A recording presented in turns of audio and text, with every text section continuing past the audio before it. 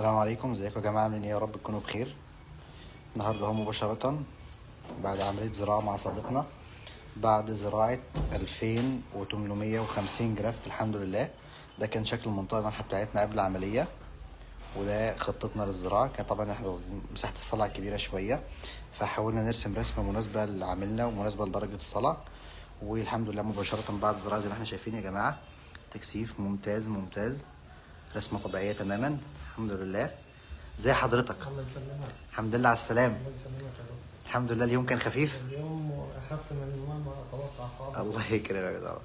الحمد لله يعني الامور كويسه الحمد لله. الحمد لله. انا بشكر طبعا.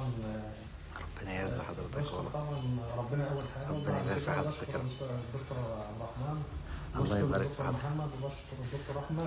ربنا يبارك في حضرتك. وبشكر التيم كله. الله يعز حضرتك. شوف عاملين لك الواجب كله النهارده بسم الله ما شاء الله يعني خدمه فوق الممتازه مش موجوده.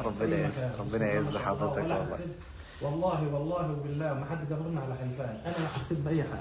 ربنا يعز حضرتك والله. انا مش عارف انك هتقول الكلام ده اصلا يعني، فالحمد لله والله دي شهاده نعتز بيها يا رب والله. ومش متوقعين ان الامكانيات دي في مصر يعني. ربنا يعز حضرتك والله. ما شاء الله. ربنا يا رب يبارك ويزيدك. ربنا يبارك في حضرتك يا رب ويتممها لك على خير كده ان شاء الله ان شاء الله. ما تحرمش منكم أبداً. حبيبي الله يبارك في حضرتك يا رب. الحمد لله على السلامه.